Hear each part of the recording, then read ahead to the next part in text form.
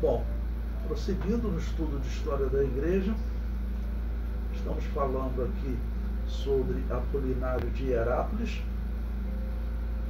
que está fazendo uma oposição a uma igreja pentecostal, que normalmente na história é chamada de seita, né? Os montanistas. E nós estamos lendo os textos na íntegra para mostrar que em nenhum momento eles mostram uma heresia dessa seita. Okay? Na verdade, havia dessa suposta seita, na verdade havia uma rivalidade por algo muito constrangedor, mas que o pastor pentecostal Montano teria acusado alguns bispos das principais sés de Roma, de Éfeso e de Herápolis, onde estava Apolinário, acusou esses bispos de terem, durante a perseguição, adorado o demônio para não morrer. Era uma acusação gravíssima e isso então gerou uma divisão nas igrejas. Tá bom? Bom, então, prosseguindo na leitura com Eusébio de Cesareia, agora na página 96, eu digo, Eusébio de Cesareia prossegue. Em consequência, os presbíteros do lugar pediram que lhes deixássemos alguma nota do que havia sido dito contra os que se opõem à doutrina da verdade, achando-se também presente do nosso copresbítero Zotico e Diotreno, mas nós não o fizemos. Em troca, prometemos escrevê-lo aqui com a ajuda de Deus e enviá-lo com toda a presteza. Então, presta atenção. Teria tido um debate. Apolinário está dizendo, não, eu debati com eles. Né? Por exemplo, fui lá, debati com o pastor Levi. Então escreve o que você debateu. Aí ele está falando, não, eu não escrevi logo, mas depois eu vou escrever. Aí ele vai prosseguir. Depois de expor no começo isto e em seguida alguma outra coisa, segue adiante e narra a causa da mencionada heresia desta maneira.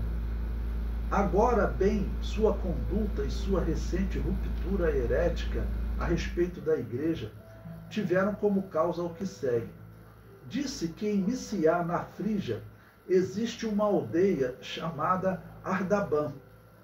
Ali foi, dizem que um recém-convertido à fé chamado Montano, pela primeira vez em tempos de Grato, procônsul da Ásia, saindo contra o inimigo com a paixão desmedida de sua alma ambiciosa de proeminência, ficou à mercê do espírito e de repente entrou em arrebatamento convulsivo, como se possesso, e em falso êxtase, e começou a falar e a proferir palavras estranhas, profetizando desde aquele momento contra o costume recebido pela tradição e por sucessão desde a igreja primitiva. Então veja que, como a história diz, Montano não deixou nada escrito. A sua igreja era uma igreja fugitiva. Bom, quem manteve os escritos foi o católico Eusébio de Cesareia. Mas veja como ele descreve. Primeiro, veja, eu vou comentar aqui sobre as palavras estranhas. Ou seja, ele falou em línguas espirituais. É o pentecostalismo, ok? E é claro que ele vai chamando isso de um falso êxtase. Ou seja, ele, na verdade, estaria parecendo receber o Espírito Santo de Deus e ser batizado no Espírito Santo. É a expressão que nós usamos, mas ele está dizendo, isso era tudo falsidade. Agora, por que eles estão pegando isso da vida de Montano, contando a vida de Montano? Porque Montano tinha, então, acusado eles. Ok? Mas aqui eles estão descrevendo um pentecostalismo. Outra parte do texto eu mostrei para vocês que ele diz que esse pentecostalismo ele seria normal, e aqui ele chama de falso êxtase, ou seja, ele teria experimentado um arrebatamento, mas era falso. Olha, realmente há muito tempo que eu não vejo na igreja, mas quando criança, eu vi pessoas que eles foram arrebatados, contaram arrebatamentos que eles experimentaram. E isso não é errado, ok? Isso não é errado. Bom, vamos prosseguir. O comentário diz, a descrição de Apolinário diz que Montano começou a proferir palavras estranhas. Ou seja, começou a falar em línguas estranhas ou línguas espirituais. É normal que um bispo da linha de Eusébio de Cesareia, ou seja, linha católica, daqueles que se rendiam às ameaças dos imperadores e participavam dos cultos pagãos, não reconhecesse a manifestação do Espírito Santo. O falar em línguas espirituais está bem claro na Bíblia. Ou seja, com o tempo, ele foi negado pelas igrejas protestantes. Mas eu digo, é algo tão claro na Bíblia que até a Babilônia apocalíptica reconhece. Não tem como você viver sem os dons espirituais. Tanto que a Babilônia apocalíptica agora inventou aí um movimento carismático, que é um pentecostalismo idólatra, né? Então, eles reconhecem que os dons espirituais estão disponíveis. Até a Babilônia apocalíptica reconhece isso. Mas os protestantes, eles dizem que não, os dons espirituais não existem mais. Como que essas igrejas conseguem se unir? Eu acho estranho isso. Ou seja, essa união que a Igreja Católica está propondo, que as igrejas protestantes já aceitaram e que algumas igrejas evangélicas estão entrando, essa união, na verdade, ela gera uma incoerência muito grande. Você veja, nos Estados Unidos, diz que já é comum. O bispo protestante, ele trabalha um ano na igreja, por exemplo, presbiteriana. No ano seguinte, ele manda currículo para a paróquia católica e trabalha lá na paróquia católica. Aí no ano seguinte ele pode voltar para a igreja protestante. Quer dizer, no ano ele vai fazer o velório de uma pessoa e ele fala o seguinte: não vou clamar o purgatório, porque o purgatório é paganismo, porque ele é presbiteriano. E presbiteriano segue Calvino, que diz que purgatório é paganismo. Mas no outro ano ele vai trabalhar na paróquia católica. Isso está normal nos Estados Unidos, pode pesquisar na internet. Quando chegar lá na paróquia católica, quando ele for fazer o sepultamento de um católico, ele vai invocar a alma, o perdão da alma do católico que está lá no purgatório queimando. Né? Como você consegue pensar numa união dessa? Só tem uma resposta, irmãos. É a cegueira espiritual. As pessoas não estão olhando mais para essas doutrinas. Né? Eles têm uma confusão doutrinária, mas eles aceitam se unir. Ou seja, uma parte que diz que a outra pratica paganismo, ou seja, purgatório, mas ela aceita chamar ele de irmão, aceita o pagão como irmão. É uma coisa inexplicável. Né? Mas são os protestantes e os católicos. Né? Bom, Eusébio de Cesareia prossegue. Observe que ele vai contar o que debateu, mas não vai citar nenhuma heresia que ele teria apontado. Né? Ele prossegue.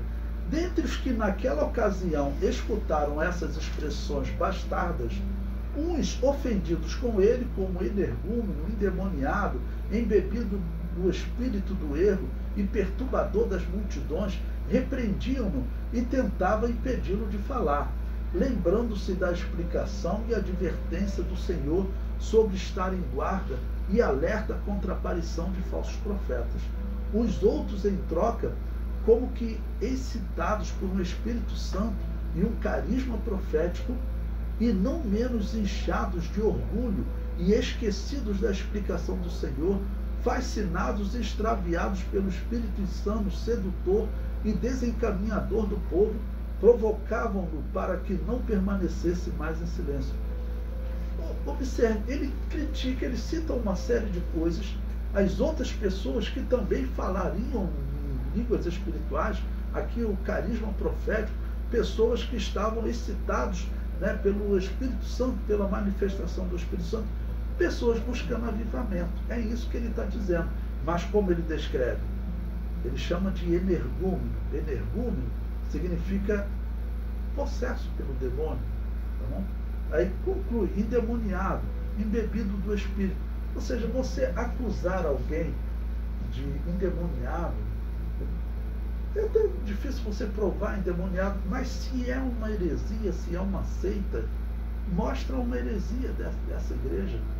É por isso que eu estou lendo para vocês.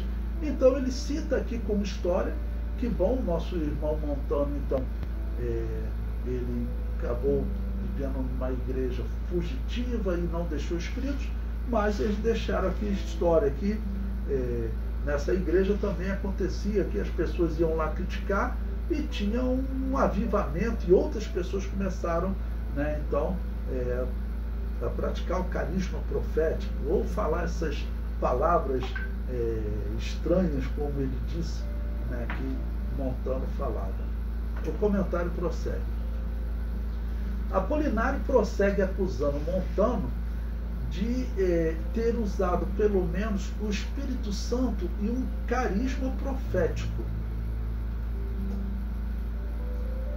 como sendo algo estranho às Escrituras Sagradas, ou seja, ele descreve carisma profético como algo estranho às Escrituras Sagradas. O mesmo eu ouvia de padres falarem da Igreja Assembleia de Deus quando criança. Em nenhum momento eles apresentam uma heresia de Montano e da Igreja Profecia. Então, irmãos, eu citei outro exemplo para vocês. Eu vi pessoas de igrejas tradicionais, tem igrejas batistas que eu considero irmãos, como da Igreja Batista Geral, mas que eles não acreditam em pentecostalismo. Tá? Então, quando eu me lembro, o primeiro retiro espiritual que eu fui, uma irmã batista geral foi naquele retiro e foi batizada no Espírito Santo.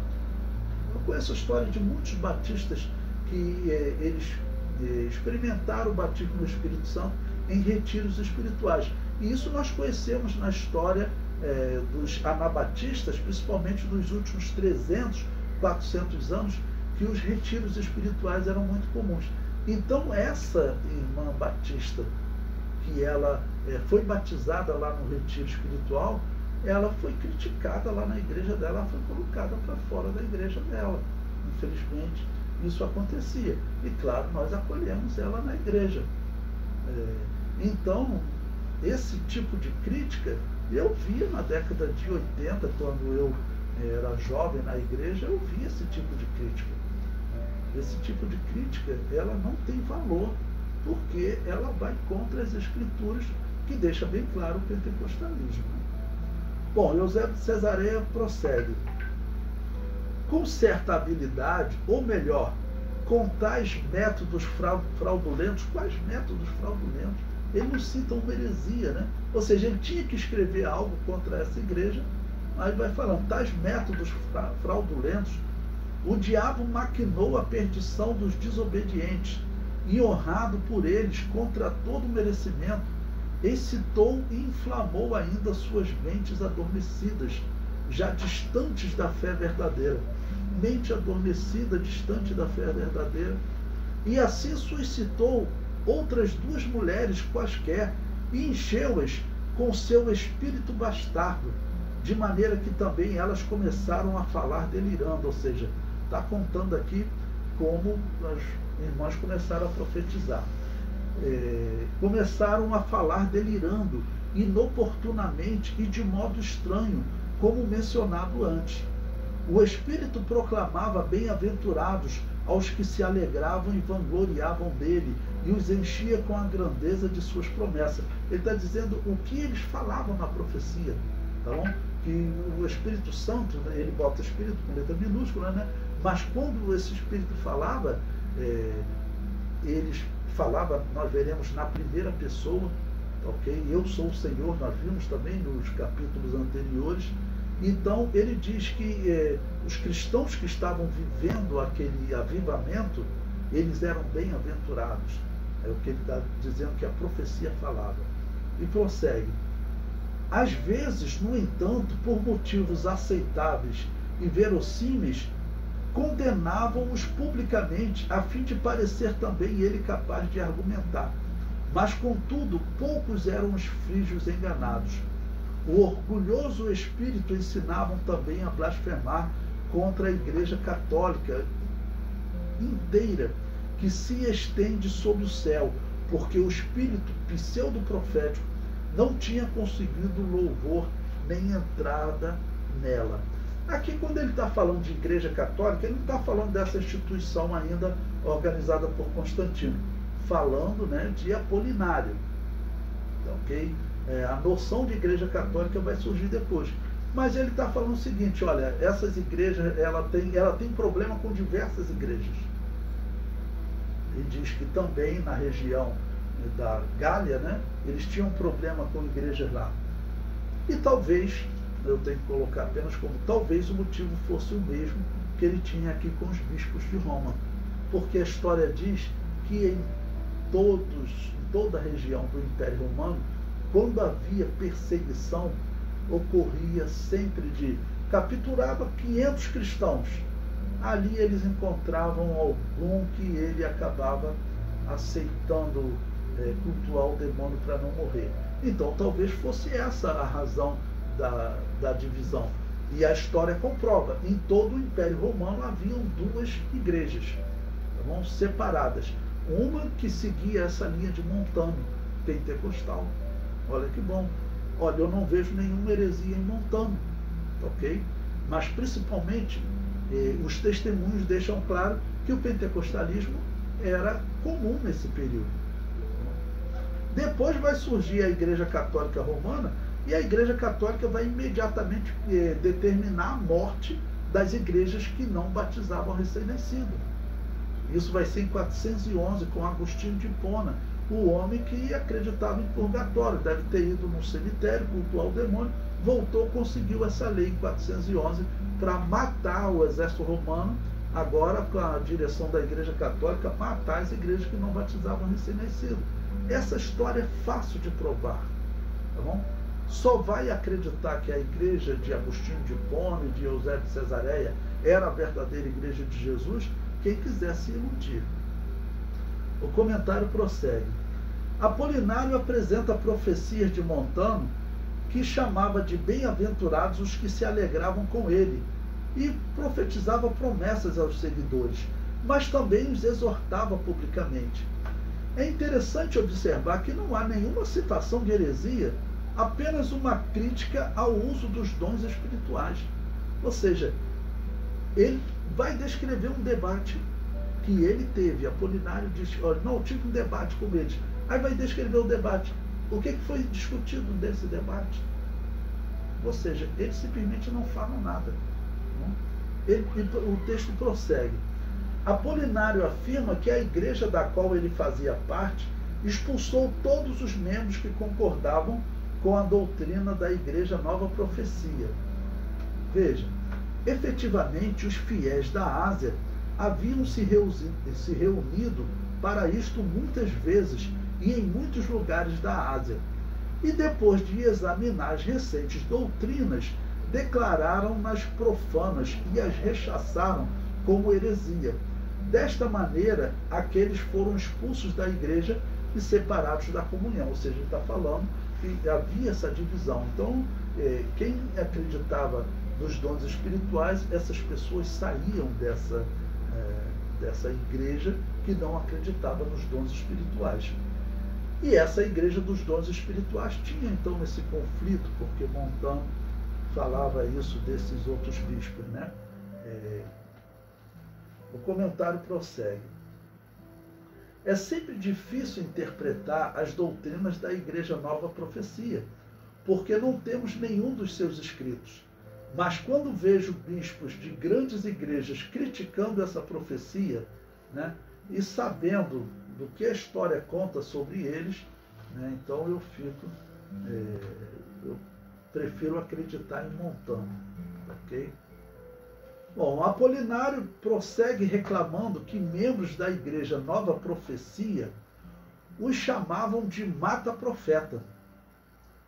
Por fim, Apolinário fala de um boato que deve ser desconsiderado sobre um suicídio de Montano e das suas profetisas.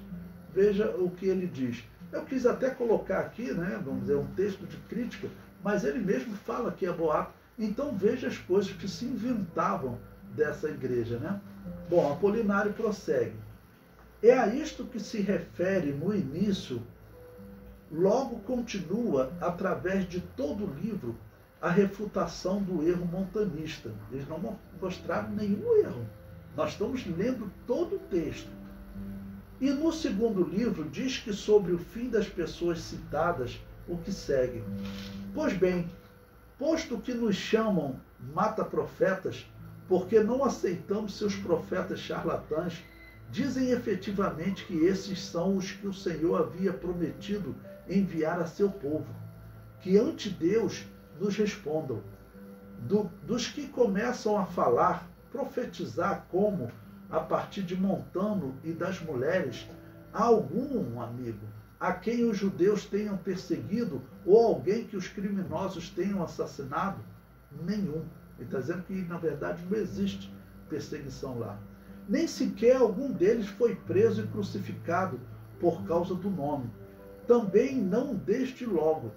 Nem sequer alguma das mulheres foi açoitada nas sinagogas dos judeus e apedrejada. Ele está dizendo, eles estão querendo ser como a igreja primitiva, mas eles não estão passando. Estavam passando sim, isso aqui é mentira. Estava havendo uma das piores perseguições.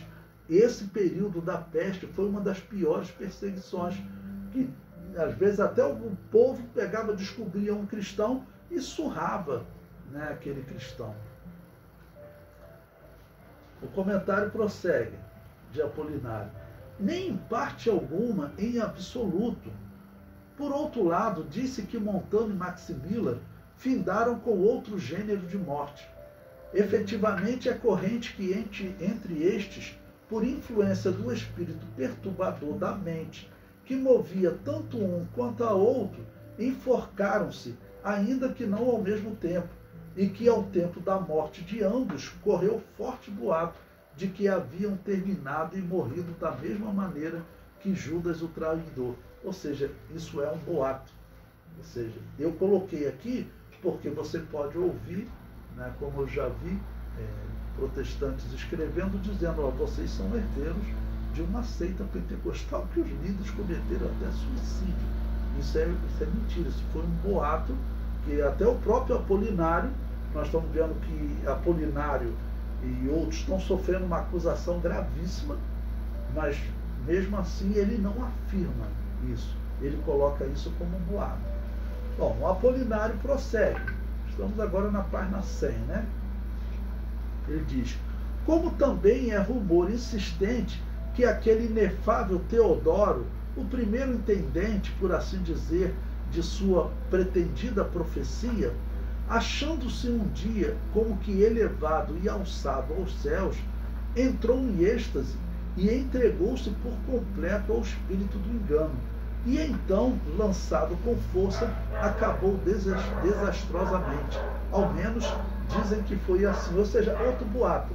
Ele então cita, olha só que interessante, o nome de um outro irmão que também teria sido batizado no Espírito Santo, era pentecostal, ok?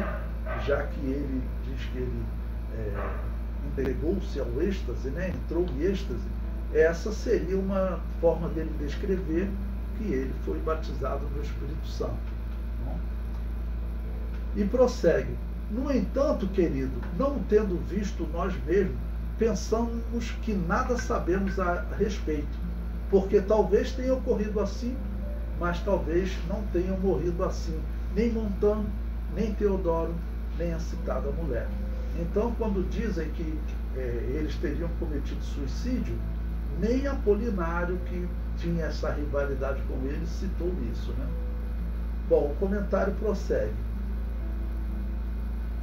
Apolinário conclui falando do profeta chamado Teodoro, que teria experimentado um arrebatamento, e conclui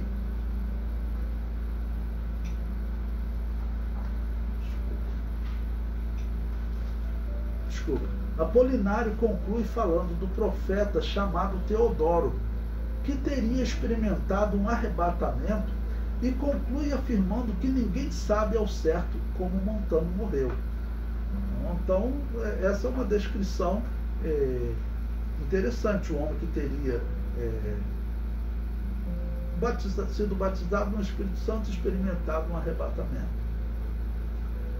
E ele prossegue, volta a dizer no mesmo livro que os sagrados bispos daquele tempo tentaram refutar o espírito que havia em Maximila, mas que outros o impediram, colaboradores evidentemente daquele espírito. Ou seja, como ele já tinha falado em outro momento, talvez esses bispos que estavam sendo acusados estavam partindo até para a ignorância. porque teriam sido, de alguma maneira, acusados também pelas profetisas. E aí os colaboradores protegeram ela, né? Ele escreve como segue: e que aquele espírito que opera por meio de Maximila não diga no mesmo livro de Astélio Urbano: persegue-me como a um lobo longe das ovelhas. Eu não sou lobo, sou palavra, espírito e poder. Uma pausa aqui para explicar a vocês, né? Que interessante, ele reproduz a palavra dessa irmã Maximila, que seria uma profetisa dessa igreja pentecostal. E é interessante que eles já tinham chamado aqueles bispos de mata-profeta, uma expressão que era usada nas Assembleias de Deus quando criança, quando uma pessoa, por exemplo, ia falar numa igreja que era tradicional ou que estava lutando contra o dom de profecia, né? Mas aqui ele anota que essa Maximila teria usado essas expressões. Olha, eles perseguiam ela. E às vezes, então, os irmãos tinham que proteger ela pelas coisas que ela falava. Nós não sabemos o que ela falava. Montando, nós sabemos que Montando dizia: vocês são apóstatas, vocês adoraram o demônio para não morrer. Montando, nós sabemos que ele dizia isso. O que elas falaram, nós não sabemos. Mas aqui está anotadas as palavras dela: persegue-me como um lobo longe das ovelhas. Eu não sou lobo, sou palavra e espírito e poder. Ou seja, uma expressão pentecostal, né? Sou palavra, espírito e poder. E prossegue: antes, é bom que demonstre claramente o poder que há no Espírito, que o prove e que por meio do Espírito obrigue a confessar aos que naquela ocasião achavam-se presentes para examinar e para dialogar com o Espírito que falava. Varões probos e bispos, Zótico da aldeia de Cumana e Juliano de Apameia, cujas bocas foram amordaçadas pelos partidários de Temiço, impedindo assim que refutassem o espírito enganador e desencaminhador de povos. Até desencaminhador de povos. Então, quer dizer, ele está inventando crítica. Lembre-se, isso daqui ele está descrevendo o que teria sido o debate que ele teria feito. Aí ele cita uma palavra da profetisa lá no debate, tá bom?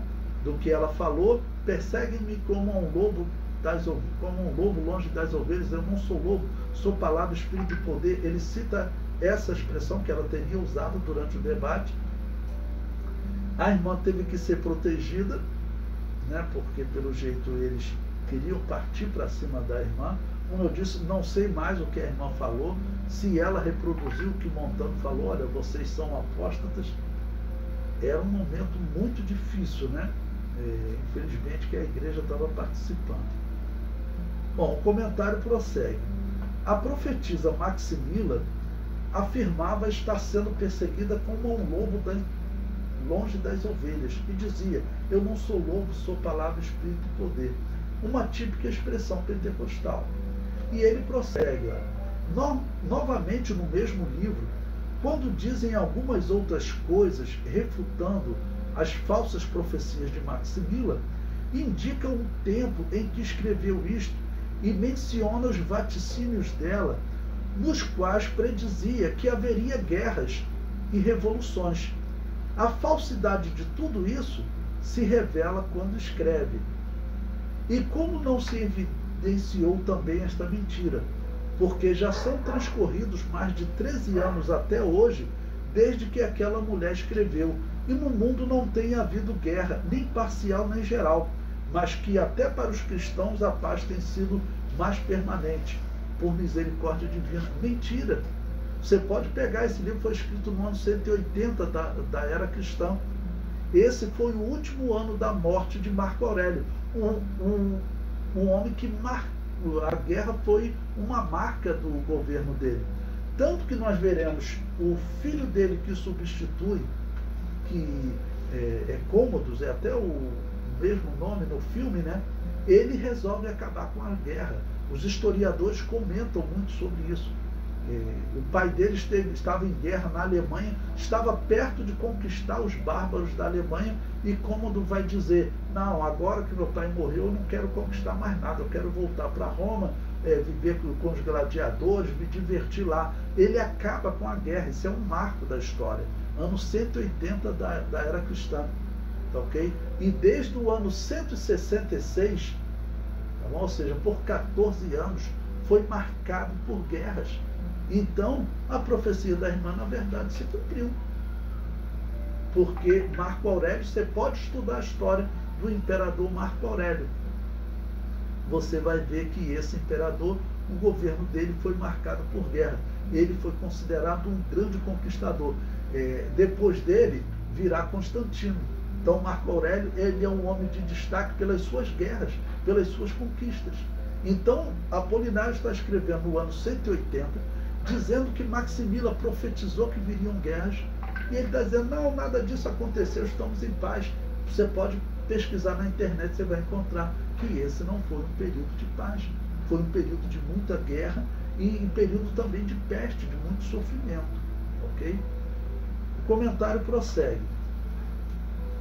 Considerando que a obra tenha sido escrita no ano da morte de Apolinário, 180, 185, né? Se retornarmos 13 anos, chegamos ao ano 172, durante o governo de Marco Aurélio, que é reconhecido como que esteve em guerra constante com os bárbaros. Então, se ele escreveu no ano 180, no ano 185, como alguns historiadores dizem, você vai cair sempre nesse período que teve muitas guerras.